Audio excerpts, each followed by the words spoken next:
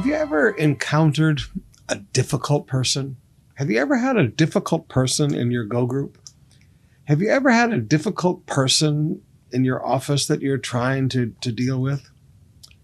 Well, Paul teaches young Timothy that in church there are difficult people. And remember, Paul is writing to Timothy, the pastor of the church of Ephesus. And he writes to him in chapter 2, beginning with verse 23. Again, I say, don't get involved in foolish, ignorant arguments that only start fights. A servant of the Lord must not quarrel, but must be kind to everyone. Be able to teach. Be patient with difficult people. Gently instruct those who oppose the truth. Perhaps God will change these people's hearts, and they will learn the truth. Then they will come to their senses and escape the devil's trap, for they have been held captive by him, by Satan, to do his will. Now, Paul just gave Timothy maybe some of the greatest counsel an older pastor could give a young pastor. And the guidance is very simple. Don't get involved in foolish arguments. Don't get involved with everybody who wants to have a big fuss. There are people that want to fight about tithing. Don't get involved in their fusses. I mean, you teach them the truth, and if they want to reject it, that's up to them. Don't get in a fight with people about the Trinity. Don't get in a fight with people about the rapture. At some point, you have to realize these are foolish and ignorant arguments. Now, notice that term, ignorant arguments. Arguments that are not based on knowledge. Arguments that are based in ignorance. Paul said, Timothy, don't get involved in the middle of these things. Secondly, he said, be patient with difficult people. Now, look at that. He said, be patient with difficult people. There are difficult people in church. I'm sorry, there are. And you have to learn patience with difficult people.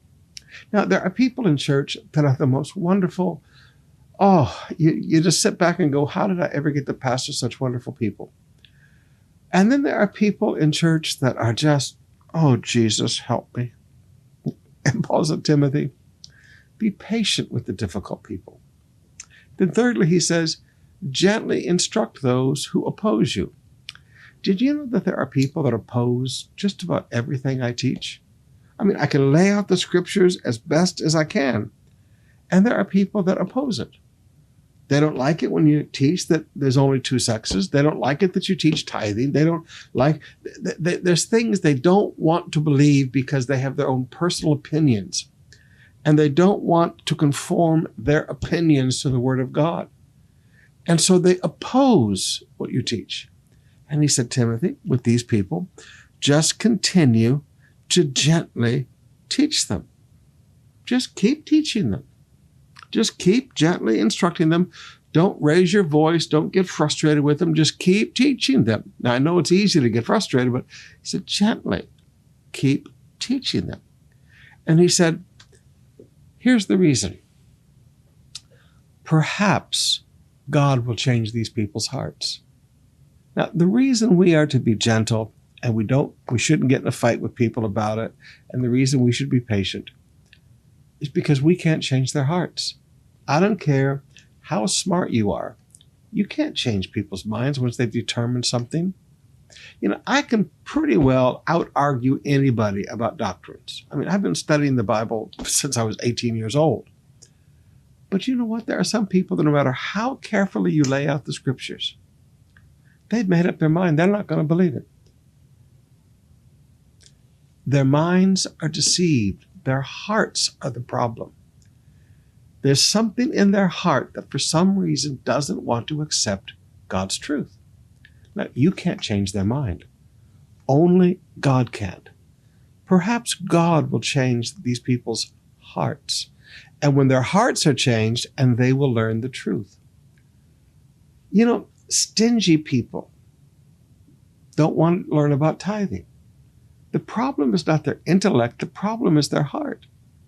Because they're stingy, because they're corrupt, because they love money, they don't believe in tithing. Well, you know what? You're not going to be able to teach them truth until their heart is changed.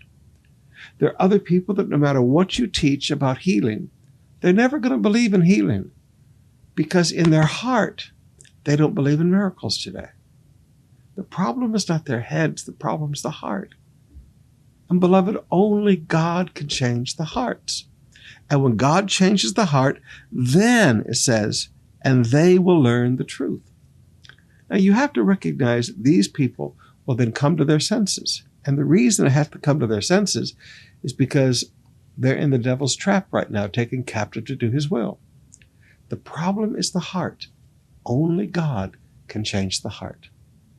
So never try to out-argue people. Let God change their hearts.